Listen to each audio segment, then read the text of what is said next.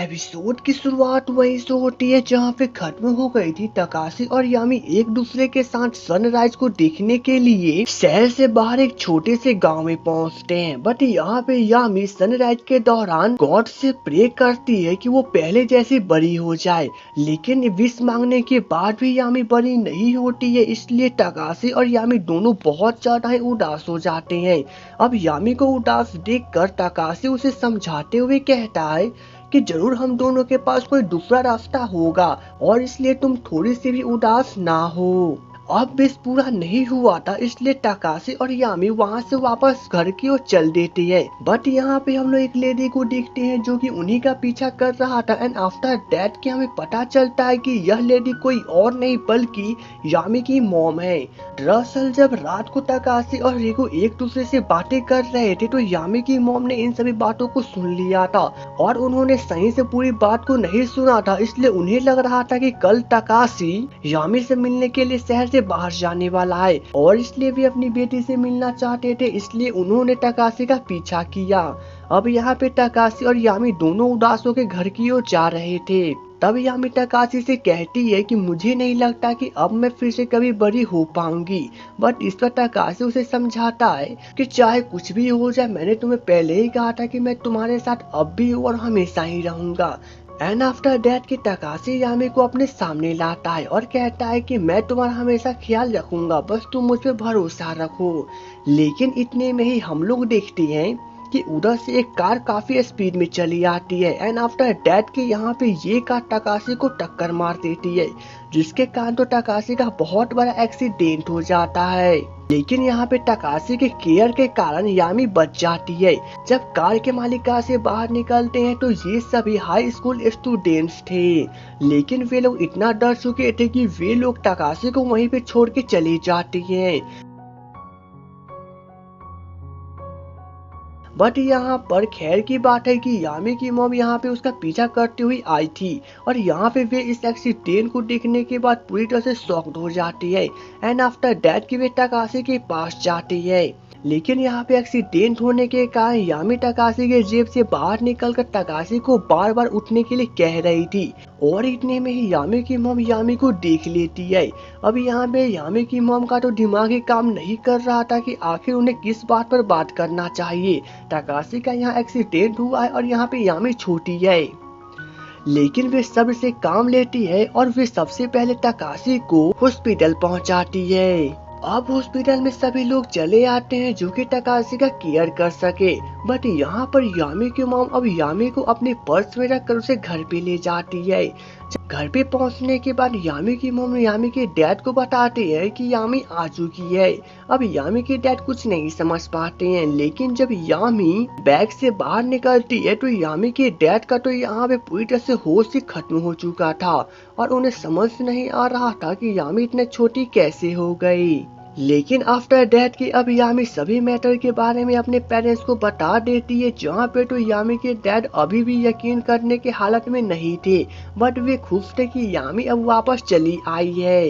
इधर doctor Takeshi के इलाज में जुटे हुए थे, बट तकाशी यहाँ पर होश में नहीं आ रहा था क्योंकि उसके दिमाग में चोट लग चुका था और इसलिए डॉक्टर भी अब कहते हैं कि तकाशी अब कब होश में आएगा वे नहीं बता सकते। वहीं दूसरी तरफ यामी अपने बचपन की फोटो को देख रही थी जहाँ पे वो और तकाशी एक दूसरे के साथ थे। बाद में यामी की मॉम यामी को लेकर तकाशी को देखने के लिए हॉस्पिटल पहुँचते हैं, जहाँ पे यामी तो थैले में ही छुप कर तकाशी को देखकर काफी उदास हो जाती है। अब थोड़ी देर के बाद जब सभी लोग रूम से बाहर चले जाते हैं तो यामी की मॉम यामी को बिस्तर पे रख देती है जिसपे तकाशी लेटा हुआ था। एंड आफ्टर दैट की वे भी उसे अकेले छोड़ के चली जाती है। यहाँ पे यामी तकाशी को देखकर बहुत ज्यादा ही उदास हो रही थी और वो वहाँ पे रोने लगती है और तकाशी को बार बार उठने के लिए कहती है। अब तकाशी जब नहीं उठता है तो यामी काफी उदास होकर उसके चेस्ट पे चढ़ जाती है।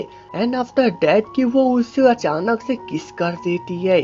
अब इसी किसिंग के दौरान एक काफी तेज रोशनी उन दोनों के बीच में चमकने लगती है, जिसके बाद तो यहाँ पे तकाशी पूरी तरह से ठीक हो जाता है और वो होश में चला आता है। लेकिन जब यामी तकाशी को इसके बारे में बताती है तो तकाशी कहता है कि वो एक बार फिर से किस करे, शायद यामी अब फिर से बड़ी हो जाए। अब इसी बात को सोचकर यामी तकाशी को किस कर देती है। एंड आफ्टर दैट की यहाँ पे फिर से एक काफी तेज रोशनी चमकती है, जिसके बाद हम लोग देखते हैं कि यामी तो यहाँ पे फिर से बड़ी हो चुकी है। जिसके बाद तो अब ये दोनों बहुत ज्यादा ही खुश हो जाते हैं। बट तकाशी यामी से कहता है कि पहले तुम कम से कम अपने कपड़े को तो पहन लो। अब यामी यह सुनकर पूरी तरह से चिल्लाने लगती है। एंड आफ्टर दैट कि वो उसे बार बार कहते हैं कि मेरी तरफ नहीं देखना। अब यामी तकाशी के कम्बल से खुद को कवर कर देती है, जिसके बाद तो ये दोनों एक दूसरे को गले लगा लेती हैं। थोड़ी देर के बाद जब सभी लोग वापस कमरे में आते हैं तो वे लोग देखते हैं कि तकाशी और यामी एक दूसरे को किसिंग कर रहे हैं। यामी की मॉम तो यामी को फिर से पहले वाले रूप में देखने के बाद बहुत ज्यादा ही खुश हो रही थी। बट यहाँ पे सभी पेरेंट्स के आने के बाद भी इन दोनों का किसिंग सीन नहीं रुक रहा था। अब नेक्स्ट मॉर्निंग जब यामी फिर से अपने स्कूल पहुंचती है तो वहां पे उसके सभी फ्रेंड्स यामी को देख के तो खुद बहुत ज्यादा ही खुश हो रहे थे, क्योंकि इन्हें लग रहा था कि यामी 1 महीने जे पॉप आइडल की ट्रेनिंग लेके आई है। पर जब तकाशी वहां पे आता है तो यामी सभी को बताती है कि अब वे दोनों एक दूसरे को डेटिंग कर रहे हैं। जिसके बाद तो सभी स्टूडेंट काफी ज्यादा ही हैरान थे। बट इतने में ही वहाँ पे होरिकी चली आती है और वो यामी को गले लगा लेती है। आखिरकार होरिकी यामी की बेस्ट फ्रेंड जो थी। अब इतना कुछ इमोशनल ड्रामा होने के बाद अब यामी हमेशा की तरह अपने अब स्कूल में ही रहने वाली है, जहाँ पे वो अपनी डांसिंग की प्रैक्टिस अपने फ्रेंड के साथ करने लगती है। अब यहाँ से सीन जाती है तकाशी और यामी की वेडिंग वाले डे पर, जहाँ पे अब ये दोनों एक दूसरे से वेडिंग करने वाले हैं, जहाँ पे इसके सभी फ्रेंड्स आए हुए हैं और यामी यहाँ पे बहुत ज्यादा ही खुश है।